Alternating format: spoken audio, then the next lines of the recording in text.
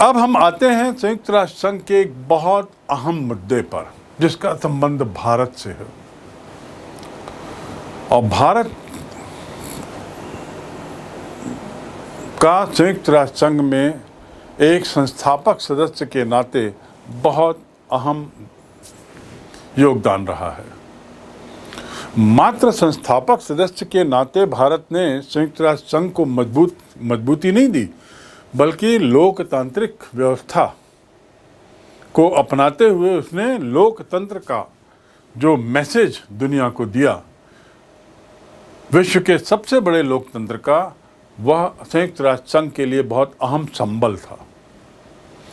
इस बैकग्राउंड में, इस पृष्ठभूमि में हमें समझने की जरूरत है भारत के स्थायी सदस्यता के दावे की स्थिति। क्या है विषय? भारत के द्वारा भारत के स्थायी सदस्यता के दावे की वर्तमान स्थिति, अर्थात भारत स्थायी सदस्यता का दावा करते रहा है। पहली बात तो ये तय हो गई, ये समझ गए आप।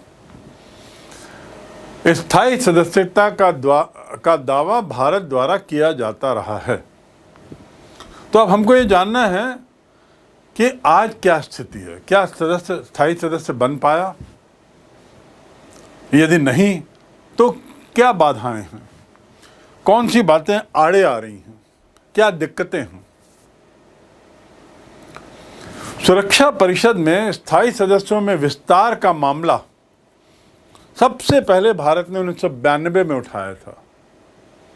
1992 में संयुक्त राष्ट्र संघ के विशेष शिखर सम्मेलन में बहुत प्रभावी तरीके से भारत की स्थायी सदस्यता का मामला उठाया। बल्कि सच्चाई तो ये है कि सुरक्षा परिषद की सदस्यता का मामला उठाया। और इस संबंध में महासभा द्वारा जो गठित कार्यदल, जिसने अपनी 1996 में रिपोर्ट प्रस्तुत की, उसमें इस मुद्दे पर राष्ट्रों के मध्य आम सहमति बनाने का सुझाव दिया। दूसरे शब्दों में 1992 से सदस्यता की बात शुरू होती है प्रभावशील तरीके से। इसका परिणाम यह होता है कि एक रिपोर्ट बनाई जाती है, एक कार्यदल बनाया जाता है। कार्यदल गहन अध्ययन के बाद 4 सालों में एक रिपोर्ट प्रस्तुत करता है। उस रिपोर्ट के मातहत उसका कहना रहता है कि सभी राष्ट्रों के बीच एक आम सहमति बनाई जाए। किस बात को लेकर? सुरक्षा परिषद की सदस्यता को लेकर। बुतरस गाली, जो 2005 में संयुक्त राष्ट्र संघ के महासचिव थे, बुतरस गाली, इन्होंने इन लार्जर फ्रीडम नामक रिपोर्ट में सुरक्षा परिषद की सदस्यता 15 से बढ़ाकर 24 किए जाने का प्रस्ताव किया। ये अगला कदम है। 1992 पहला कदम, 1996 दूसरा कदम, तीसरा 1905 में बुतरस गाली के द्वारा, स्वयं महासचिव द्वारा ये प्रस्ताव दिया गया कि सुरक्षा परिषद की सदस्य संख्या 15 से बढ़ाकर 24 किया जाए। लेकिन दुर्भाग्य से इस प्रस्ताव पर सहमति नहीं बन पाई। इसका मुख्य कारण था कि स्थायी सदस्य जो थे और कुछ दूसरे सदस्य थे, दूसरे देश, ये इसका विरोध कर रहे थे। क्योंकि 24 लोगों का कैसे वितरण होगा, भौगोलिक दृष्टि से वे लोग किस क्षेत्र के होंगे, इस पर भी काफ़ी बहस हुई थी। और मूल रूप से स्थायी सदस्य कतई और स्थायी सदस्यों को आने नहीं देना चाहते।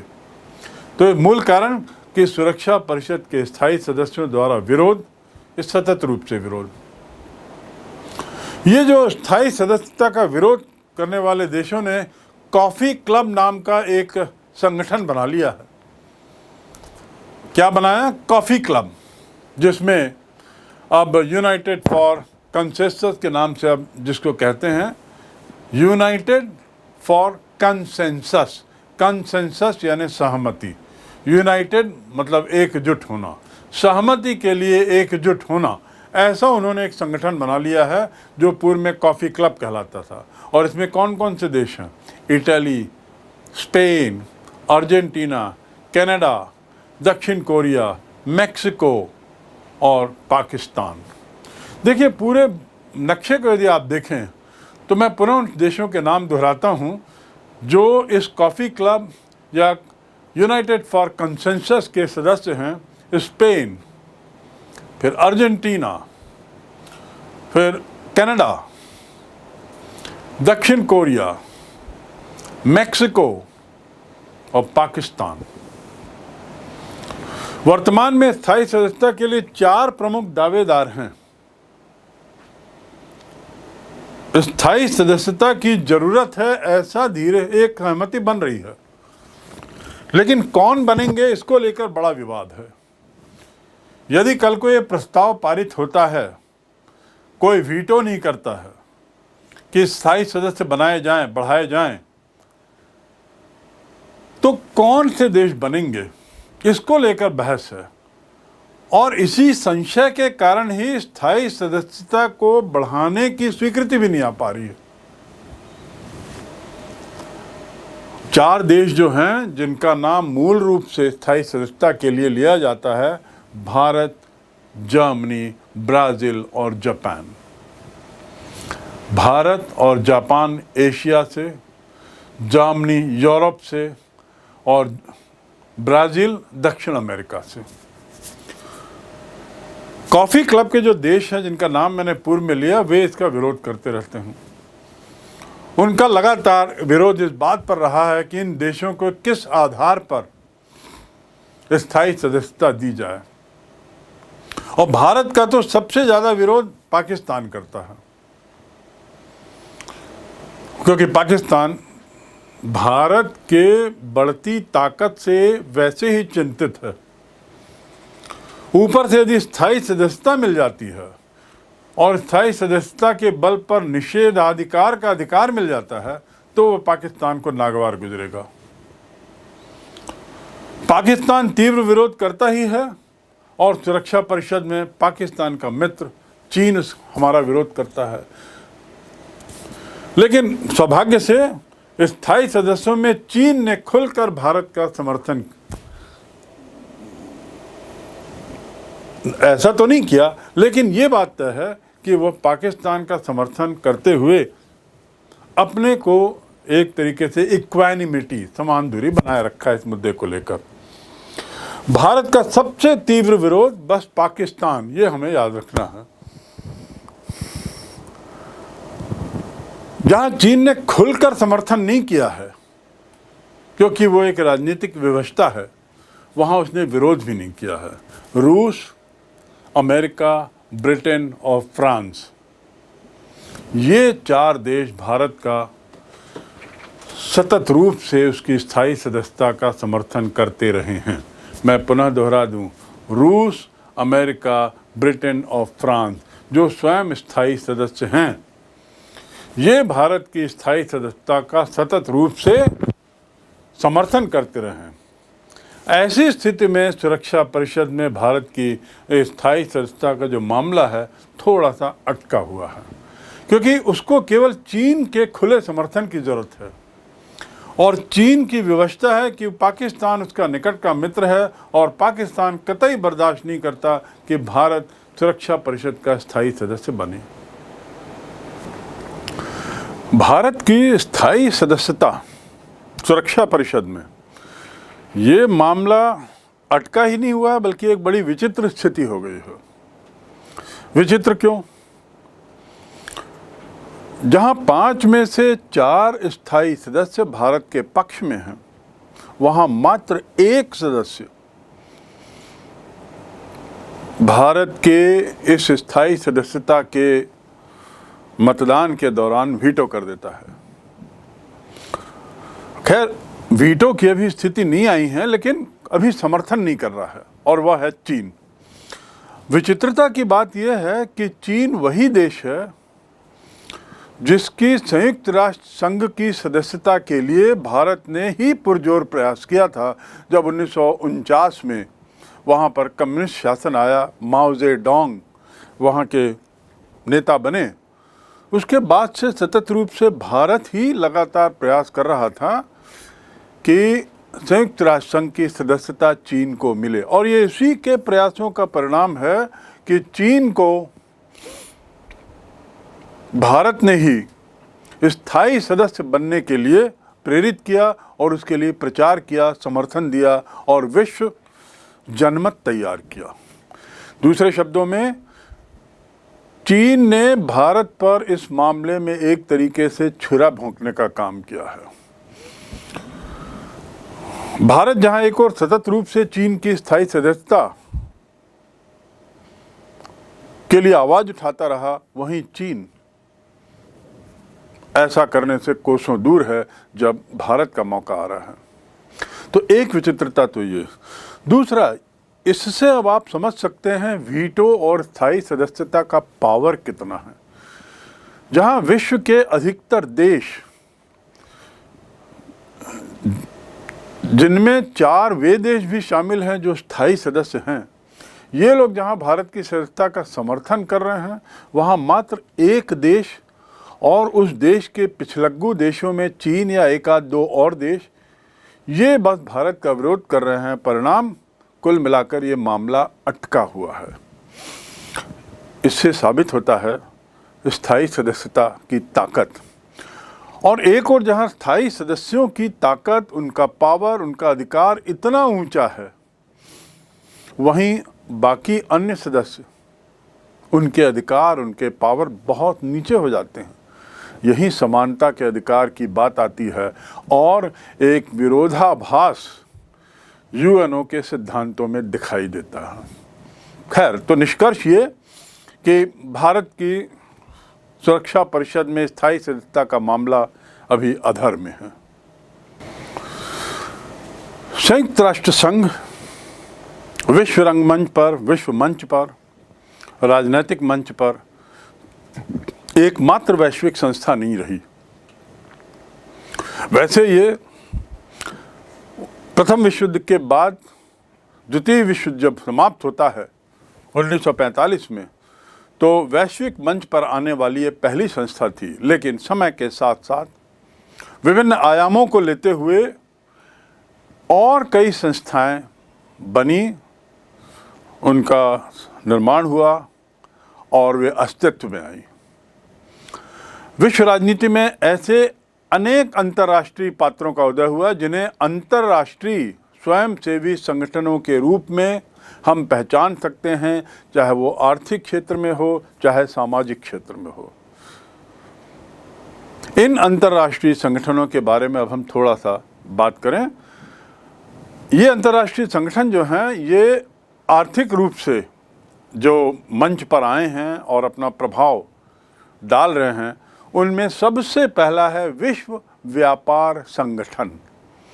विश्व व्यापार संगठन, जैसे कि शब्द से स्पष्ट है, यह संस्था आर्थिक मुद्दे पर व्यापारिक पक्ष को लेकर चलती है। इसका जो दायरा है, इसका जो कार्य क्षेत्र है, वह आर्थिक है और आर्थिक क्षेत्र में व्यापार संबंधी मामलों के लिए अंतर्राष्ट्रीय स्तर पर दूसरे विश्व युद्ध के बाद ये पहला आर्थिक समझौता था जिसे कहते हैं GATT, GATT। GATT, GATT short form है general agreement on trade and tariffs. General agreement, ये एक समझौता है, विभिन्न राष्ट्रों के प्रति समझौता है, के बीच में समझौता है। और इस समझौते को कराने में संयुक्त राष्ट्र संघ का भी एक अहम योगदान रहा है। लेकिन ये अपनी तई एक स्वतंत्र संस्था है जो व्यापारिक मुद्दों को देखती है। तो फुल फॉर्म हो गया general agreement on trade and tariff. सबसे पहला आर्थिक समझौता द्वितीय विश्व युद्ध के बाद, और इसकी शुरुआत द्वितीय विश्व की समाप्ति के साथ साथ ही हो गई थी 1947 में। इस समझौते को डंकल समझौता भी कहते हैं। ये सबसे महत्वपूर्ण आर्थिक समझौता भी माना जाता है। जनवरी 95 में गैट समझौते का जो स्थान है वो विश्व व्यापार संगठन ने ले लिया, यानी वर्ल्ड ट्रेड ऑर्गेनाइजेशन ने गैट के समझौते को अपने तई ले लिया, अपने दायरे में ले लिया। और इस प्रकार जो गैट 1947 से 1995 तक चल रहा था, जो समझौते के रूप में था, उसे एक संस्था के रूप में वर्ल्ड ट्रेड ऑर्गेनाइजेशन WTO उसने ले लिया और वर्तमान में इसके सदस्यों की संख्या 150 है। इसका मूल उद्देश्य होता है व्यापार के क्षेत्र में सुनिश्चित करना कि व्यापार इस ढंग का हो, अंतर्राष्ट्रीय व्यापार, जिससे सभी राष्ट्रों का हित हो। विशेषकर जो संसाधन विहीन राष्ट्र हैं उनके भी हितों का ध्यान रखा जाए और जो संसाधन के साथ हैं उनके भी हितों का ध्यान रखा जाए। एक समय था जब ऐसे राष्ट्र जिनके पास पर्याप्त संसाधन थे उनके पास उन संसाधनों के उपयोग की चीजें नहीं थी, तो ऐसे राष्ट्रों का बड़ा दोहन किया गया, संसाधनों का निर्यात किया गया, मुंह मांगी कीमत पर उसे भेजा गया, बेचा गया और इस प्रकार संसाधनों का काफ़ी उत्सर्जन हुआ, काफ़ी उसका कहना चाहिए दुरुपयोग भी हुआ और ये देश मात्र संसाधन वाले देश रह गए, मात्र दूसरे देशों को कच्चा माल निर्यात करने वाले देश रह गए। ऐसी स्थिति से बचने के लिए भी गैट एग्रीमेंट और वर्ल्ड ट्रेड ऑर्गेनाइजेशन की बहुत बड़ी भूमिका है। ये व्यापार के नियमों को सुनिश्चित करता है, अंतर्राष्ट्रीय व्यापार के नियमों को। पहला, बहुपक्षीय एवं अंतर्राष्ट्रीय व्यापार के नियमों के बारे में निर्णय लेता है और समझौता लागू करता है। ये इसका बहुत महत्वपूर्ण रोल है, भूमिका है। और दूसरा है व्यापारिक विवादों का निपटारा करना। व्यापारिक विवाद कई तरह के हो सकते हैं। बहुत तरीके के व्यापार जब होता है तो उसमें मुद्रा को लेकर, अंतर्राष्ट्रीय मुद्रा को लेकर, सामान के लॉस को लेकर, लाभ हानि के प्रतिशत को लेकर बहुत सारी बातें आती हैं। अंतर्राष्ट्रीय राजनीति भी उसमें आ जाती है। जो देश किसी एक खेमे के हैं वो दूसरे खेमे के देश के साथ व्यापार कई बार नहीं करना चाहते, भले ही कुछ भी उसकी कीमत चुकानी पड़े, आदि आदि। बहुत से देश अपने जल मार्ग का, अपने वायु मार्ग का उपयोग नहीं करने देते और इस प्रकार काफ़ी नुकसान में दूसरे देशों को व्यापार करना होता है। कई बार ऐसा मौका आया है जब पाकिस्तान ने भारत को अपना एयर स्पेस नहीं दिया, तो भारत को अपना व्यापार, भारत को अपना निर्यात दूसरे रास्ते से करना पड़ता है। तो ये सब जो मामले हैं ये वर्ल्ड ट्रेड ऑर्गेनाइजेशन नाम की संस्था के तहत सुलझाए जाते हैं, जिसमें गैट समझौता भी 1995 में शामिल कर लिया गया। दूसरी संस्था है यूरोपीय संघ। ये एक अत्यधिक महत्वपूर्ण संघ है और जैसा कि स्पष्ट है यूरोपीय देशों का संघ है।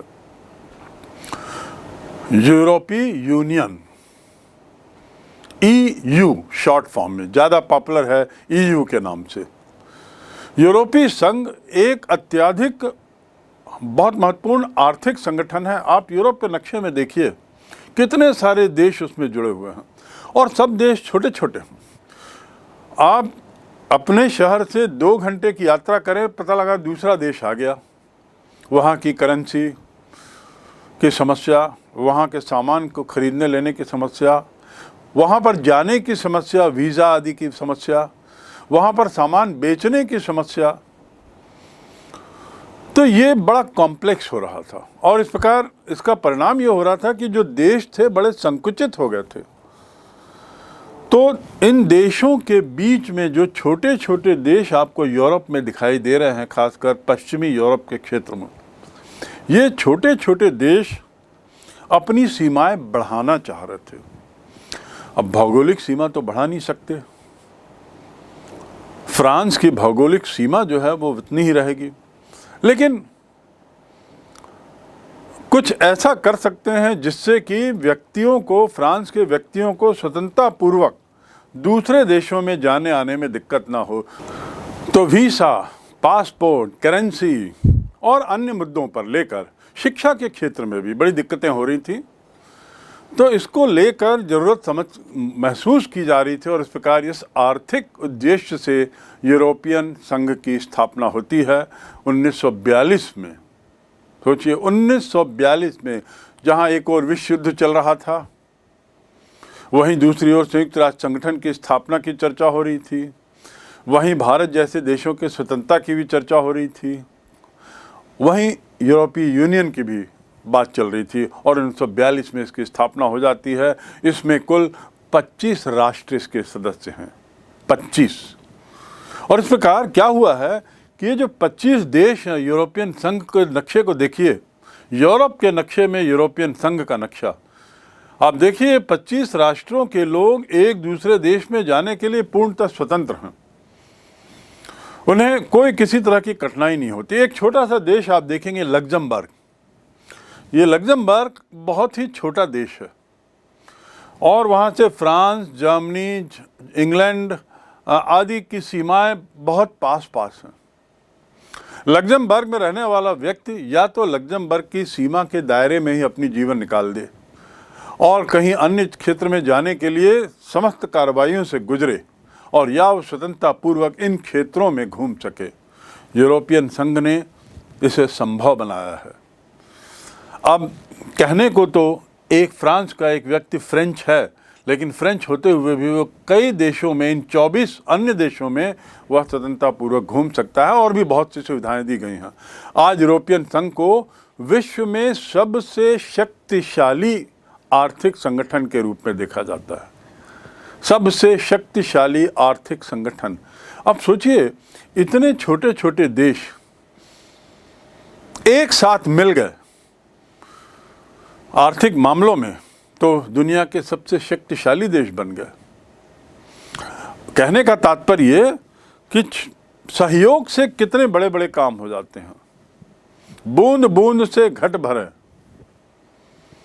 सो उसी प्रकार यहाँ पर ये छोटे छोटे देश मिलकर अपने को एक सर्वशक्तिशाली देश बना बैठे हैं, एक संस्था बना बैठे हैं।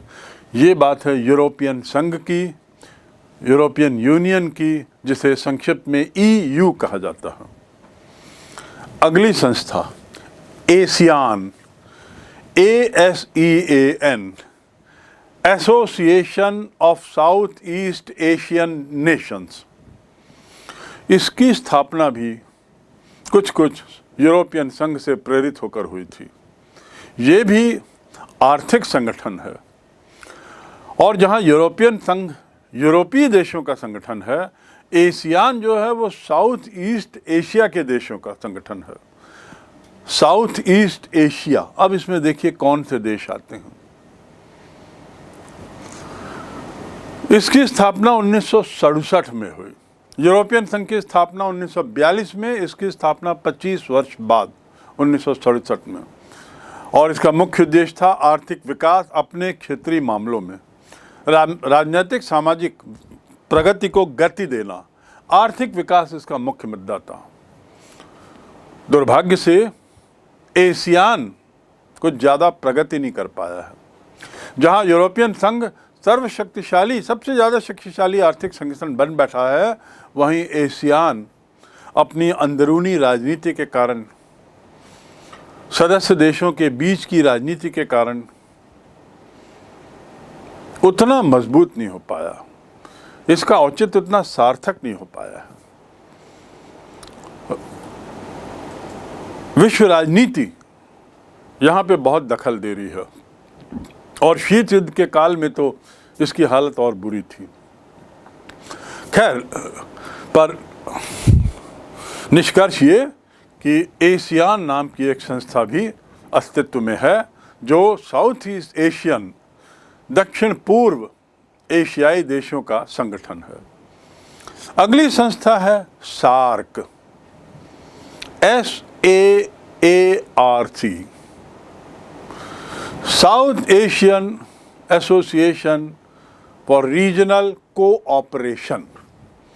रीजनल कोऑपरेशन, इसको आप देखेंगे, ये दक्षिण एशियाई क्षेत्रीय आर्थिक सहयोग संगठन कहलाता है। दक्षिण एशिया क्षेत्रीय आर्थिक सहयोग संगठन। दक्षिण एशिया के 8 देश इसमें शामिल हैं सार्क में, और इसकी स्थापना 1985 में की गई थी। सार्क के बारे में विस्तार से हमने अन्य अध्याय में जिक्र किया हुआ है, इसलिए यहाँ हम उतने विस्तार से नहीं जाएंगे, लेकिन आप जान लें कि सार्क की स्थापना 1985 में हुई। पहला सम्मेलन बांग्लादेश में हुआ। भारत, पाकिस्तान, मालदीव, श्रीलंका, नेपाल, भूटान इसके स्थायी सदस्य हैं, और इसकी मंशा भी थी कि एक रीजनल कोऑपरेशन के माध्यम से, क्षेत्रीय कोऑप सहयोग के माध्यम से एक अपनी आवाज़ विश्व मंच पर बुलंद रखें, सहयोग की भावना रखें, अपने जो मुद्दे हैं द्विपक्षीय मुद्दे उसे यही निपटाकर विश्व मंच पर हम सब एकजुट दिखें। लेकिन दुर्भाग्य से यहाँ भी अंतर्राष्ट्रीय राजनीति घुस आई है। दुर्भाग्य से ये देश कुछ दुर्भावनाओं से भी पीड़ित हैं। उसमें सबसे बड़ी जो कमी है वह ये कि भारत के छोड़कर अन्य देश जो हैं वो भारत के एक ताकतवर शक्ति बनने से घबराए हुए हैं, और इसलिए भारत पर विश्वास नहीं करते, भारत की नीयत पर हमेशा शंका करते हैं, भारत के साथ सहयोग के मामले में थोड़ा सा धीमे चलते हैं। और इन देशों के बीच में भी इतने सारे विवादित मुद्दे हैं, जिसमें नदी का मुद्दा है, सीमाओं का मुद्दा है, नदी के पानी का मुद्दा है, आदि आदि। इन सब बातों के कारण सार्क देशों के बीच में जो अपेक्षित सहयोग होना था उससे अभी हम कोसों दूर हैं। 1985 की स्थापना और अब 35 वर्ष हो चुके हैं। 35 वर्ष में सार्क ने कुछ ज़्यादा अचीव नहीं किया है। ये एक ऐसा संगठन है जिसमें 2 परमाणु शक्तियां शामिल हैं, पाकिस्तान और भारत। दोनों अपने को प्रबल शक्तिशाली समझते हैं, और भी अन्य कई समस्याएं हैं। अभी तक जो मैंने 2-3 संस्थाओं की बात की, चाहे वो गैट हो या WTO या एशियान या सार्क, ये सरकारी संस्थाएं हैं। सरकारी संस्थाओं से तात्पर्य है कि सरकारों के द्वारा स्थापित है और इसके सदस्य सरकार के लोग हैं। अब कुछ गैर सरकारी संस्थाएं भी विश्व मंच पर आई हैं 1945 के बाद, जो एक तरीके से NGO का काम कर रही हैं, नॉन गवर्नमेंट ऑर्गेनाइजेशन, संक्षिप्त में ये NGO कहलाती हैं, गैर संस्कारी संगठन। और इनमें से कई गैर सरकारी संगठन तो अत्यधिक प्रभावशाली हैं। ये लोग सरकार के संगठन में शामिल नहीं होते, सरकार के संगठन का हिस्सा नहीं बनते। जरूरत पड़ी तो सरकार के बुलावे पर प्रतिनिधि के रूप में जाते हैं, अपनी उपस्थिति दर्ज कराते हैं, अपने विचार रखते हैं, अन्यथा ये सरकार पर दबाव का कार्य करते हैं, एक प्रेशर ग्रुप का कार्य करते हैं। संयुक्त राष्ट्र संघ के अनुच्छेद 71 के अनुसार गैर सरकारी संगठन वह है जो न सरकार है और न ही सदस्य राज्य। ये राज्य के आधार पे NGO नहीं रहता, सरकार तो रहती ही नहीं, राज्य के आधार पे भी नहीं रहता। उनकी भूमिका केवल सलाहकारी भूमिका रहती है, एडवाइजरी रोल। NGOs विभिन्न क्षेत्रों में रिसर्च करते हैं, रिपोर्ट तैयार करते हैं और अपने अनुभवों को सरकार के साथ साझा करते हैं और उन्हें सलाह देते हैं। सलाह मानना ना मानना ये सरकारी संस्थाओं पर निर्भर है, सरकार पर निर्भर है, पर इन लोगों की सलाह अति महत्वपूर्ण रहती है, क्योंकि ये राजनीति से उठकर एक स्वतंत्र निर्णय लेते हैं, एक स्वतंत्र रिपोर्ट तैयार करते हैं, स्वतंत्र रूप से कार्य करते हैं। तो इसलिए इनकी जो छानबीन होती है, इनकी जो खोज वगैरह होती है, वो बड़ी महत्वपूर्ण होती है। इसीलिए इन गैर सरकारी संगठनों को 20वीं शताब्दी में बहुत महत्वपूर्ण माना गया, काफ़ी महत्व इन्हें दिया गया है और ऐसा लगने लगा कि अंतर्राष्ट्रीय संधियां एवं समझौते, पोषणकारी विकास, विकासशील देशों की सहायता के लिए गैर सरकारी संगठनों का उदय, न जाने क्या क्या हुआ। बहुत सारे क्षेत्रों में गैर सरकारी संगठनों ने बहुत महत्वपूर्ण कार्य किए हैं और कई बार तो इन गैर सरकारी संगठनों ने प्राकृतिक आपदाओं में अत्यधिक महत्वपूर्ण भूमिका निभाई है और सरकार के साथ कंधे से कंधा मिलाकर काम किया है। इसीलिए इन गैर सरकारी संस्थाओं की महत्ता दिनों दिन बढ़ती जा रही है। इनमें से कुछ गैर सरकारी संस्थाओं के बारे में अब हम बात करें। पहली है red cross society. Red cross आपने देखा होगा, कई गाड़ियों में लाल क्रॉस का चिन्ह लगा रहता है। कई झंडे आप देखे होंगे जो सफ़ेद रहते हैं लेकिन लाल क्रॉस लगा रहता है। ये अंतर्राष्ट्रीय रेड क्रॉस सोसाइटी का लोगो है जो विश्व में लगभग हर देश में इसकी पहुंच है। अत्यधिक महत्वपूर्ण गैर सरकारी संस्था। और ये कार्य क्या करती है? यह कार्य करती है युद्ध व संकट के समय असहाय लोगों की मदद करना। युद्ध और संकट के समय विश्व में जहाँ जहाँ युद्ध हुए, हमने अभी कुछ देर पहले पढ़ा कि अंतर्राष्ट्रीय शांति सेना को 35 जगह यूएन ने भेजा, तो 35 युद्ध तो ये हो गए। इसके अलावा बहुत जगह युद्ध नहीं हुए हों पर युद्ध की स्थिति आई हो। इसके अलावा कई जगह ऐसी होंगी जहां पर युद्ध तो हुए लेकिन अंतर्राष्ट्रीय सेना नहीं गई, उसकी जरूरत नहीं पड़ी। तो आप सोच सकते हैं कितने युद्ध हुए होंगे। जहां भी युद्ध हुए हैं, अंतर्राष्ट्रीय रेड क्रॉस सोसाइटी का झंडा, अंतर्राष्ट्रीय रेड क्रॉस सोसाइटी से जुड़े हुए नर्स, डॉक्टर्स, वॉलंटियर्स आप वहाँ पे एक अच्छी संख्या में पाएंगे जो सभी खतरों को झेलते हुए, युद्ध की विभीषिका को झेलते हुए लोगों के उपचार में लगे हुए, चाहे वो दुश्मन क्षेत्र का सैनिक हो, चाहे वो अपने ही देश का सैनिक क्यों ना हो। बड़ी निष्काम भावना से ये लोग मदद करते हैं और कोशिश करते हैं कि सभी सैनिकों को, चाहे वो घायल हों, किसी भी क्षेत्र के हों, उन्हें सुविधा मुहैया कराई जाए। इसके अलावा आपात क्षेत्रों में जैसे सुनामी आया, भूकंप आता है, सुनामी के समय में रेड क्रॉस सोसाइटी की भूमिका बड़ी अहम रही। दूसरी संस्था है एमनेस्टी इंटरनेशनल। एमनेस्टी मतलब क्या होता है? एमनेस्टी मतलब होता है किसी को किसी चीज से राहत देना।